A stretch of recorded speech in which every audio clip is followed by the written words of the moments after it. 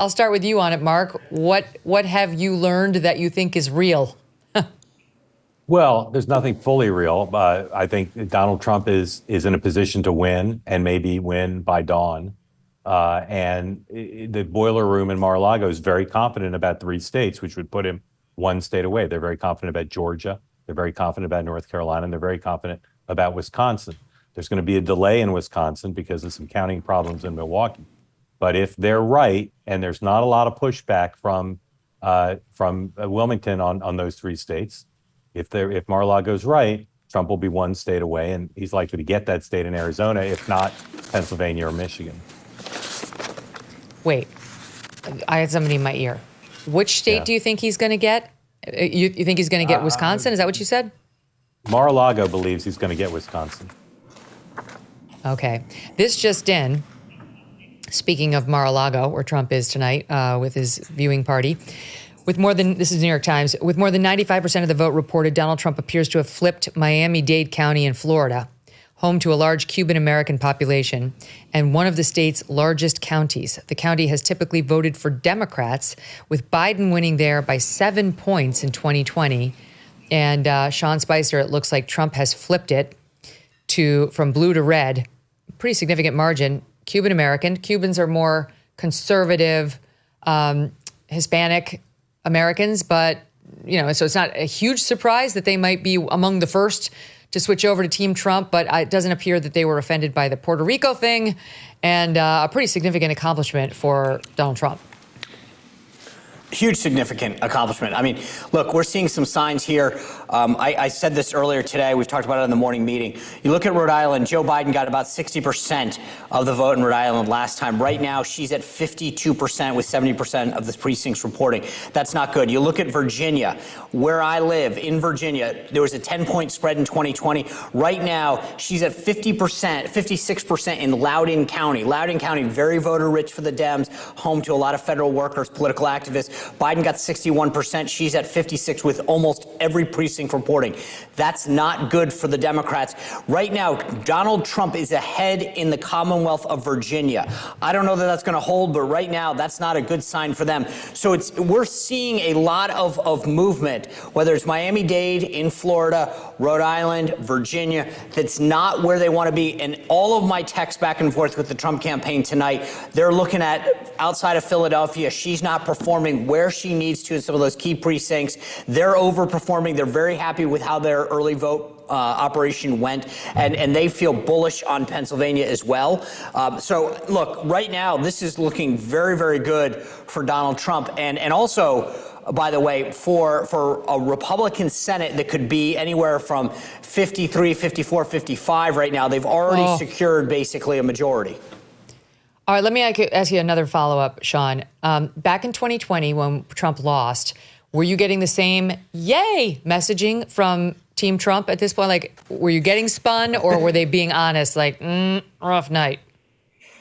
It's a lot of excuses. We're not seeing this now, but we still think there's hope, or we haven't seen the 18th precinct and the West Side come through. I mean, they were buying hope. They were spinning as to just stay with us, stay with us. Right now, the texts that I'm getting are all like happy emoji, right? We're killing it here. We're overperforming there. You don't do this. You don't set those kind of expectations if you don't feel like you're on a good track, right? You buy time, you make excuses. We're seeing a team all over the reports coming out of Mar-a-Lago that they feel very good about where they are. And I would also say from folks that I'm hearing in the Senate races as well, this could potentially be a very, very big night for the Republican side. Megyn, it's qualitatively I'm taking it those different. emojis. I'm taking those emojis are not coming from Dan. By the way, Megyn, go ahead, Mark Halperin. I will just tell you, I'm sitting here now 3 flights above an election party at the Heritage Foundation, and whatever they just put on television, the screams basically vibrated through the floor 3 floors above where I am right now. So something's going on. I don't see anything. Well, why don't you tell them to go work on Project 2025 and stop celebrating, because they were not particularly helpful in this election. Go ahead, Mark. You were going to make a point. Just to back up what Sean said, being a reporter means understanding your sources and when they're spinning and when they're credible. What's coming out of Mar-a-Lago, maybe they'll turn out to be wrong, but it's supreme confidence. It's macro confidence. It's not let us convince you of this or here's what we're looking at that. It's we've won these states. Right. Okay. Yeah. All right, Dan, what are you hearing from Team Blue? Well, okay, Yes, to the sir. opposite end of the spectrum here. I mean, Republicans are confident and are pointing to data. They're pointing to precincts. They're pointing to demographics that they're overperforming with or hitting their targets. The other side is just it. My side is hope, and hope is not a strategy. There is really no, in none of the swing states right now are they saying, hey, just wait. Like in 2020 and even in 2012, the campaign would say, look, just wait. This precinct's about to come in. We've hit this voter target. And this goes back to the early vote, right? Democrats have just been saying like, oh, it's apples to oranges. It was COVID. It was a COVID year. Like, you know, you shouldn't pay too much attention. But all the things we've talked about, and including on your show in previous installments, it looks like Trump is overperforming with Black men. He's overperforming with Latinos. Harris is struggling with working class voters. He's running up huge margins in the rural areas and urban centers. Mark mentioned Wisconsin. By all accounts, turnout, specifically Black turnout in Milwaukee, did not hit the desired target for Democrats. And given the big surge in rural parts of Wisconsin, Harris would have to really, really run up the suburbs. And there is nothing pointing that she's done that. So, you know, you keep hope alive, but it is not looking good at this hour if you're a Democrat. Megyn, I think we have the first projection anyone has made in a battleground states. Decision Desk HQ is projecting Trump victory in North Carolina. North Carolina. That's big.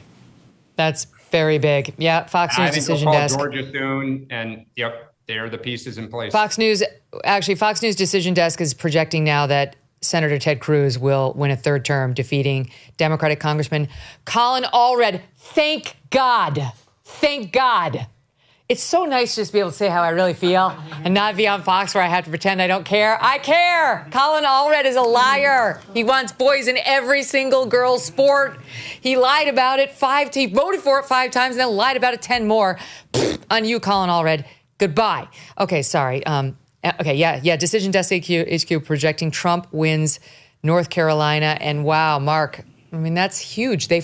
She was just there. She did not, we had a report she pulled $2 million in advertising, but then she kept going back there. So it's clear she was not seeding it. She personally felt it was her best of the Sun Belt states. She felt an affinity for, the university communities, the fact that it's a pro-choice state in some ways.